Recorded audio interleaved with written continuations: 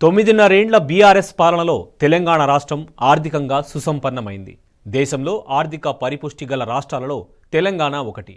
2014 నుంచి 2023 వరకు గత బీఆర్ఎస్ ప్రభుత్వం రాష్ట్ర అభివృద్ధికి అప్పులు చేసిన మాట వాస్తవం. కానీ చేసిన అప్పుల విలువకు 16 రెట్ల సంపదను సృష్టించింది.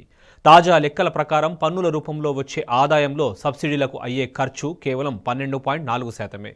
ఎకనామిక్ టైమ్స్ ప్రచురించిన కథనంలో గణాంకాలే ఇందుకు నిదర్శనంగా నిలుస్తున్నాయి. వాస్తవాలు ఇలా ఉంటే కాంగ్రెస్ సర్కారు మాత్రం తెలంగాణ అప్పుల పాలైందని గోబెల్స్ ప్రచారం చేస్తోంది.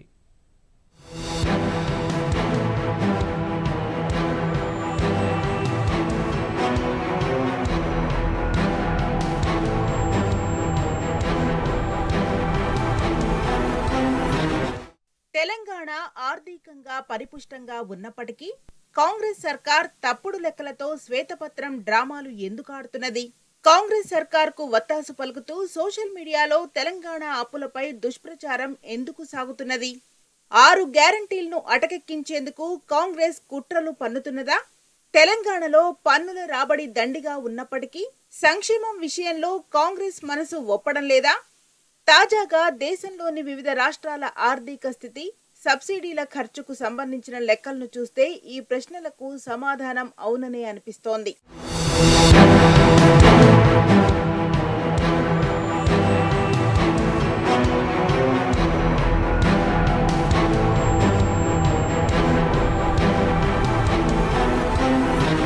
దేశవ్యాప్తంగా వివిధ రాష్ట్రాల్లో గత 6 ఏళ్లలో పన్నుల ద్వారా వచ్చిన ఆదాయం నుంచి సబ్సిడీల రూపంలో పెడుతున్న ఖర్చు విలువ గణనీయంగా పెరుగుతోంది.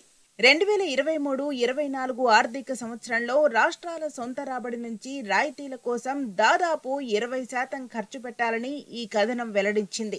ఈ జాబితాలో ఛత్తీస్గఢ్ మొదటి స్థానంలో ఉంది. ఛత్తీస్గఢ్ ట్యాక్స్ రెవెన్యూలో రాయితీల వ్యయం 92.7%గా ఉంది.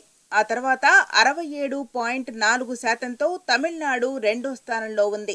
ఈ జాబితాలో 2.7% సబ్సిడీల వ్యయంతో కేరళ అట్టడుగున ఉంది. ఈ కథనం ఆధారంగా పరిశీలిస్తే తెలంగాణ ఆర్థికంగా బలంగా ఉందన్న విషయం అర్థమవుతున్నది. తెలంగాణ ట్యాక్స్ రెవెన్యూపై సబ్సిడీల భారం 12.4%గా ఉన్నట్టు గణాంకాలు చెబుతున్నాయి. పన్నుల ద్వారా వచ్చే ఆదాయంపై రాయితీల భారం తక్కువగా పడుతున్న రాష్ట్రాల్లో తెలంగాణది 5వ స్థానం. కానీ వాస్తవాలకు విరుద్ధంగా కాంగ్రెస్ సర్కార్ అప్పుల పేరుతో గారడి చేస్తున్నది. తెలంగాణ ఆర్థిక పరిస్థితి బాగాలేదని అబద్ధాలు ప్రచారం చేస్తున్నది. 9.5 ఏళ్ల బీఆర్ఎస్ పాలనలో తెలంగాణ రాష్ట్రం సుసంపన్నమైంది. ప్రతి రంగంలో జరిగిన అభివృద్ధి సాక్షిగా ఇది అక్షర సత్యం. అందుకే గత బీఆర్ఎస్ ప్రభుత్వం రాష్ట్రంలో 50 లక్షల కోట్ల సంపదను సృష్టించింది. చేసిన అప్పుల కంటే ఇది 16 రెట్లు అధికం. అందుకే ఇప్పుడు దేశంలో ఎక్కడా లేని సంక్షేమ పథకాలు అమలు చేసినా రాష్ట్ర రెవెన్యూపై పడే భారం తక్కువగానే ఉంది. తాజాగా ఎకనామిక్స్ టైమ్స్ ప్రచురించిన కథనమే ఇందుకు నిదర్శనం.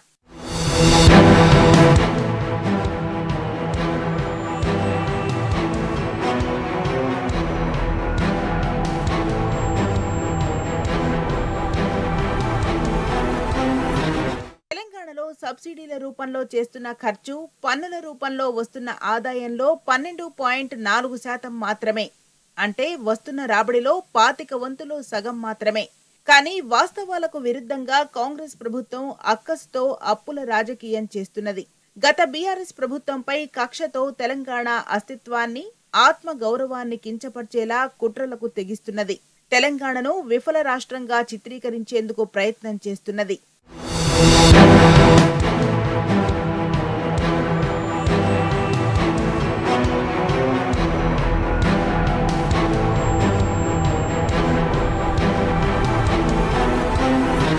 ఉద్యమ నేత కేసీఆర్ సారథ్యంలోని గత ప్రభుత్వం రాష్ట్ర సంపదను భారీగా పెంచింది. గత 9.5 ఏళ్లలో బీఆర్ఎస్ ప్రభుత్వం 3,17,015 కోట్ల రూపాయలు అప్పు చేసిన మాట వాస్తవం. కానీ అదే సమయంలో రాష్ట్రంలో దాదాపు 51 లక్షల కోట్ల విలువైన సంపదను సృష్టించింది. కానీ గత బీఆర్ఎస్ ప్రభుత్వంపై అక్కసుతో కాంగ్రెస్ సర్కార్ చేసిన అప్పులనే తప్పుగా చిత్రీకరిస్తున్నది. రాజకీయ కక్షతో తెలంగాణ ప్రతిష్టను దిగజారుస్తూ అసెంబ్లీ సెషన్స్ లో శ్వేతపత్రం పేరుతో డ్రామాలు ఆడింది. తప్పుడు లెక్కలతో కేసీఆర్ ను బీఆర్ఎస్ పార్టీని బద్నాం చేసేందుకు విఫల యత్నం చేసింది. కానీ అసెంబ్లీ వేదికగానే కాంగ్రెస్ వ్యూహం బెడిసికొట్టింది. మరోవైపు సోషల్ మీడియాలో సైతం కాంగ్రెస్ సర్కార్ గోబెల్స్ ప్రచారం చేస్తున్నది. తెలంగాణ అప్పుల పాలైందని, ఆర్థిక స్థితి బాగాలేదని అవాస్తవాలను వైరల్ చేస్తున్నది. ఈ నేపథ్యంలోనే బీఆర్ఎస్ వర్కింగ్ ప్రెసిడెంట్ కేటీఆర్ శ్వేతపత్రం పేరుతో కాంగ్రెస్ డ్రామాలను ఎండగట్టారు. గత బీఆర్ఎస్ ప్రభుత్వం చేసిన అప్పులు, సృష్టించిన సంపదపై సమగ్రమైన లెక్కలను కేటీఆర్ పవర్ పాయింట్ ప్రెజెంటేషన్ ద్వారా ప్రజలకు వివరించారు. ఈ దెబ్బకు వాస్తవాలేంటో ప్రజలకు తెలిసిపోయాయి. శ్వేతపత్రం పేరిట ఒక అంకెల గారడీకి, అభాండాలకు తెరదీసింది. అప్పుల పేరుతో అభాండాలేసే ప్రయత్నం చేసింది. 6,71,000 కోట్ల అప్పులున్నాయి అని చెప్పి తప్పులు చెప్పింది ఈరోజు ప్రభుత్వం. అసెంబ్లీ సాక్షిగా, అత్యున్నత చట్టసభ సాక్షిగా పూర్తి స్థాయి సత్యదూరమైన మాటలకు తెరదీసింది ఈ ప్రభుత్వం. అందుకే వాళ్ళ డొల్లతనాన్ని, వాళ్ళ రాజకీయ దివాలా కోరుతనాన్ని వివరించడానికే ఈరోజు ఈ శ్వేతపత్రం. మా ప్రభుత్వం గత 9.5 ఏళ్లలో చేసిన అప్పు ఎఫ్ఆర్బిఎం పరిమితి లోపల ఎంత అంటే 389 మైనస్ 72,658 తీసుకుంటే 3,17,015 కోట్లు మాత్రమే. కానీ దాని ఎంత బుకాయింపు అంటే ఈ 3,17,000 కోట్లను 6,71,000 కోట్లు అని చెప్పి వాళ్ళు ఇలా చిత్రీకరించే ప్రయత్నం చేస్తూ ఉన్నారు.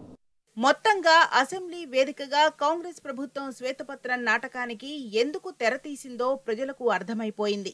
6 గ్యారంటీలను అటకెక్కించేందుకే కాంగ్రెస్ డ్రామాలు ఆడుతోందని పలువురు మండిపడుతున్నారు. రాష్ట్రం కష్టాల్లో ఉంటే ఎంసీఆర్హెచ్ ఆర్డీలో కొత్త సీఎం క్యాంపు కార్యాలయానికి ఎందుకు డబ్బు వృధా చేస్తున్నారు? న్యూఢిల్లీలో తెలంగాణ భవన్ ఎందుకు నిర్మించాలనుకుంటున్నారు?